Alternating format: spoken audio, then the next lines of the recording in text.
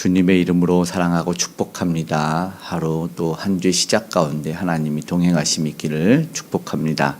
오늘 함께 읽은 이사야서 36장 1절에서 12절 조금 긴 본문이기도 하지만 이 말씀은 열왕기상 또 역대기에도 나오는 그런 내용이고 또 열왕기 하 18장에는 거의 같은 내용으로 쭉 이어서 나오는 역사적인 내용이 되겠습니다. BC 701년경으로 이 36장 위에 표제에 나와 있습니다. 예수님이 오시기 전 701년 유다 왕과 히스기야 왕이 통치하던 14년의 때라고도 이야기가 되어 있고요. 그때는 언제냐 바로 남북이 갈라졌다가 북이스라엘이 사실상 이 아수르 왕 쳐들어온 아수르라는 나라에 의해서 멸망을 당한 지 30년이 지난 후입니다. 그러니까 아수르의 힘은 아주 강하고 남유다는 이제 자신들이 2지파 남지 않았습니까? 10지파는 북이스라엘에서 이미 패망해서 사라져 버렸고 얼마나 두렵겠습니까? 이제 치러 올라온 그들의 세력은 어마어마했습니다. 18만 5천의 대군이 몰려와 가지고 항복을 권유하고 있는데 이때 어떤 신앙을 택해야 되는지 우리는 삶에서 이제 신앙을 갖고 있다 보면 추상적이거나 이상적인 그런 모습만이 아니라 삶에서 딱 맞닥뜨릴 때가 있습니다. 신앙을 어떻게 택해야 되느냐 바로 하나님에게 어떻게 이 어려운 환경을 이 문제들을 맡겨낼 수 있느냐 바른 신앙의 선택의 기로에 섰다라는 것을 보게 됩니다. 오늘 보니까 아수르 이 사네립 왕이 랍사게라는 이제 군대 장관을 보냅니다. 말씀드린 대로 주님이 오시기 전 이사야 선지자가 활동하던 701년경 그 당시에 이 예언이 사실 현실이 되죠. 천상적인 이야기만이 아니라 현실적인 막역하지 않은 실제적인 삶에 대한 이야기 그리고 그들을 실제적인 삶에서 건져주시기 위해서 하나님은 말씀을 하셨다라는 겁니다. 그들은 정말로 말씀을 이제 붙잡고 이제 하나님 말씀하신 대로 행해야 될 때가 된 것이죠. 그러나 그들이 전하는 말씀을 보니까 날은 4절 5절에 보니까 군대 장관 랍사게가 아수르 왕의 메시지를 전한다라고 말하면서 4절 5절에 내가 믿는 바 그 믿는 것이 누구냐 누구를 믿기에 너희는 반역하느냐 항복을 촉구하는 거죠. 그러면서 말하는 것이 아무런 힘도 없으면서 속된 말로 왜 뭘 믿고 까부냐 이제 너희도 시대 흐름에 맞춰 항복해라라는 거죠. 말뿐이다. 너희가 항복하지 않는 신앙은 조롱까지 하고 있어요. 현실적인 아주 위기 가운데 어쩌면 성에 둘러싸여서 포위를 당하고 있는 사면 초가의 위기 속에서 이제 기로에 서 있습니다. 이때 너희들이 무엇을 믿고 있는지를 말하는데 6절에 보니까 저들이 잘 알고 있어요. 히스기야에게 너는 애굽을 믿었다라고 6절에 대놓고 이야기를 합니다. 세상적으로 사실 애굽을 의지했던 건 맞습니다.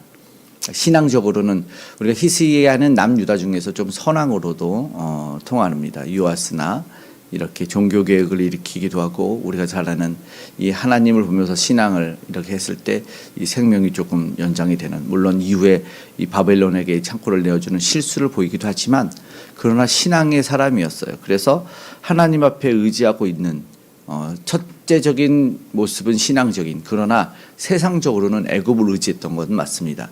이때 이 신앙적인 어떤 뭐라고 할까 찔림이 있죠. 너희가 믿는 것 사실상 애굽 아니겠느냐.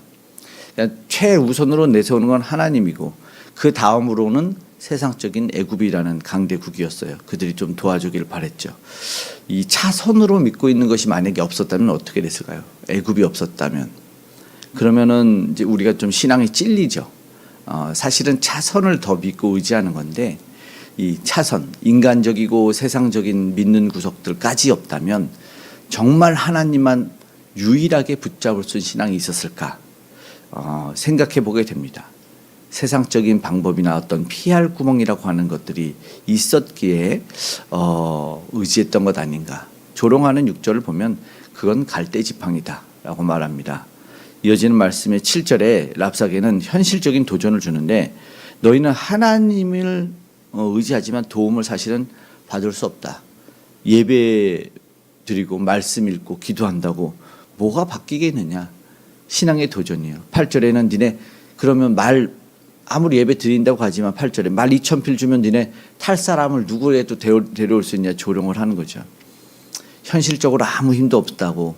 그러니까 얼마나 절망적이고 낙심이 되는 이야기를 하겠습니까?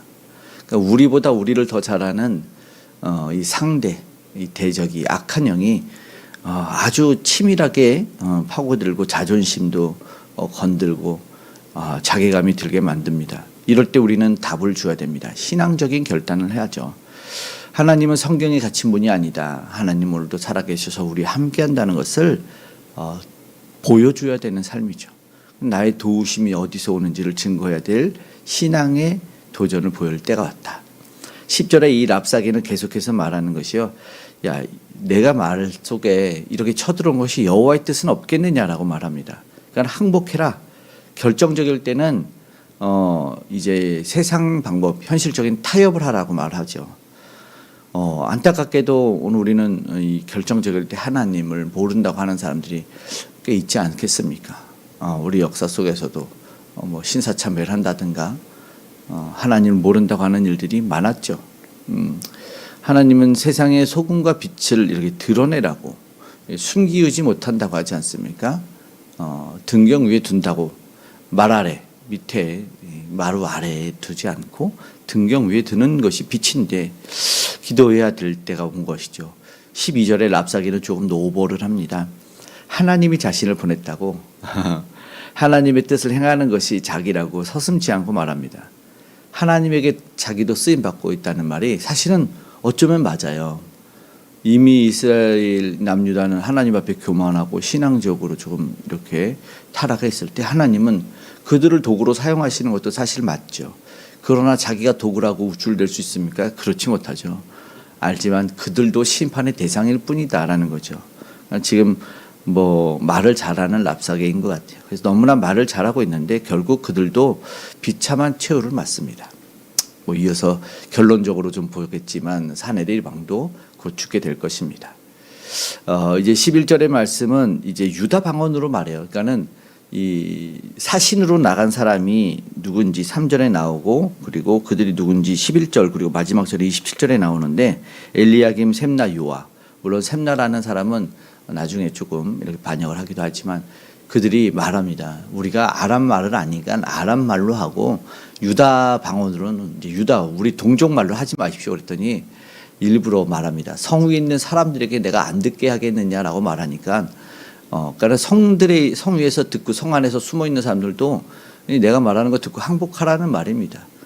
제발 너희 말로 하면 안 됩니까라는 말인데 당연히 들을 수가 없겠죠. 그렇게 말을 하는 것을 보게 됩니다. 그리고 이어지는 말씀을 보니까 유다 방언으로 말하고 성화에 있는 백성들은 살 길을 촉구하라, 항복해라라는 말을 듣게 되는 것이죠. 그런데 이제 당장 눈앞은 그 말이 맞죠. 현실적으로 보면 너희들 살기 위해서 먹고 싶으면 이 앞에서 지금 좀 심각하게 보니까 12절에는 자기 대변 소변을 먹는데요. 성 안에 갇혀서 먹을 게 없는 거예요. 그러니까 너희 추접하고 비참한 일을 겪지 말고 나와서 항복해. 이겁니다. 현실적으로는 맞죠. 이게 신앙의 기로죠. 바른 신앙을 선택할 때 내가 당장 이거 죽느냐 사느냐 어떻게 살아야 되느냐 적장을 항복하고 나오라는 게 맞아요. 이게 현실적인 택함이죠. 그런데 이런 일들이 우리도 있죠. 크건 작건 소소하게 정말 하나님을 택해야 되느냐 아니면 세상을 택해야 되느냐의 결단을 촉구해야 될 때가 있어요. 세상은 늘 우리한테 도전을 주고 협박도 합니다. 그 협박을 지금 받고 있는 모습이에요. 랍사기는 그러면서 이어서 하나님을 모독합니다. 아무것도 할 수 없는 분이라고 말하죠.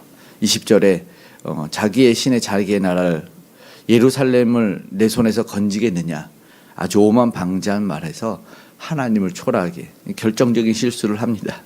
하나님을 경험하지 못한 사람들은 이런 말 할 수밖에 없는 것 같습니다. 그리고 22절에 이제 말을 보니까 이제 백성들은 히스기야 왕이 아무 말 하지 말라 사지 않죠. 그렇게 말을 하고 나서 진정 온전하게 하나님을 믿고 따르는지 신앙의 점검과 오늘 말씀을 결단이 요구됩니다. 역사의 이야기인 것 같지만 사실은 하나님의 이야기가 들어가 있고 신앙의 도전, 결단, 선택을 이야기하게 합니다. 삶을 살아갈 때 우리는 정말로 많은 일들이 선택을 해야 될 때가 있습니다. 그래서 오늘 기도할 때 하나님의 마음 속에 우리가 하나님의 뜻이 무엇인지 분별하고 바른 신앙의 결단을 할 수 있는 믿음의 도전이 있기를 원한다. 우리는 기도했으면 좋겠습니다. 21절 희스기에는 아무 대꾸도 하지 말라. 그러니까는 신앙 안에서 말을 해야 될 때가 있고 답을 줘야 될 때도 있지만 신앙 안에 침묵해야 될 때도 있다라는 것을 보게 됩니다. 오늘 우리가 바른 선택하기 위해서 세상 인간의 말보다 하나님에게 말하는 그런 시간을 오늘도 조용히 갖고 하루의 승리, 한 주의 승리를 살아낼 수 있는 저와 여러분 되기를 축복합니다. 아멘. 기도하겠습니다. 사랑의 아버지 하나님, 고맙고 감사합니다. 우리 주님을 모르는 세상은 우리에게 늘 도전을 주고 우리에게 아버지 하나님 신앙의 결단을 요구합니다. 하나님, 우리가 믿는 예수 그리스도 승리하신 주님을 오늘도 온전히 바라보게 하여 주셔서 승리할 수 있는 우리가 되게 도와주시옵소서. 주를 모르기 때문에 세상을 붙잡고 기웃거립니다. 하나님, 썩어 없어지고 아버지 연약한 것들 붙잡고 안주하려는 세상 나아가지 못하도록 바른 신앙 안에서 참된 구주 예수를 바라볼 수 있는 모두가 되게 도와주시길, 그래서 그 예수를 아직도 모르는 이들이 전달되어질 수 있도록 그 예수를 만나는 놀라운 역사가 일어나게 하여 주시옵소서. 오늘 복음을 전합니다. 열방의 선교사님들이 그 예수 그리스도를 전합니다. 하나님, 온전히 전달되게 도와주셔서 참된 구주를 만나게 하여 주시옵소서. 인격적으로 주님을 만나는 우리가 되기를 원합니다. 그래서 많은 결단이 요구될 때 우리 주님을 아버지 하나님 택하고 참된 은혜와 승리를 경험할 수 있고 온전한 구원을 경험할 수 있는 모두가 되게 하여 주시옵소서. 오늘 연약해서 세상으로 기웃거리는 이들이 다시 한번 신앙의 도전을 받게 하여 주어서 외로움과 곤비함과 아픔과 아버지 모든 질병에서 나음 받기를 원합니다. 오늘도 투병 중이며 오늘도 아픔 가운데 있고 오늘도 하나님 아버지 하나님 힘겹게 사투하는 이들을 하나님 치유하여 주시옵소서. 저들이 가진 모든 질병, 아버지 바이러스 그리고 많은 문제들이 떠나갈 수 있도록 주님 도와주시옵소서. 오직 주님 바라볼 때 참된 나음, 회복을 경험케 하여 주시옵소서. 북녘의 의상에도 하나님 그 은혜가 흘러가기 원합니다. 아름다운 복음의 통일 허락하시고 이 나라 이 민족 위정자들이 우리 하나님을 경외할 수 있는 아버지 자들 되게 하여 주셔서 맡은 바 잘 감당해 나가는 자신의 직분을 감당하는 자들이 되게 하여 주시고 우리 귀한 다음 세대 오늘 기억하셔서 믿음 안에 성장할 수 있도록 하나님 은혜를 더하여 주시옵소서. 오늘도 아버지 많은 기도의 제목 가지고 주님 앞에 나아갑니다. 가장 좋은 곳으로 응답하여 주시고 오늘도 우리 주님을 더 높이 찬양하며 영광 돌리는 우리의 삶 되게 하여 주시옵소서. 가정 가운데 그리고 산업의 일터 현장 가운데 안전으로 지켜 보여주시기 원하며 고마우신 예수님의 이름으로 기도드리옵나이다. 아멘.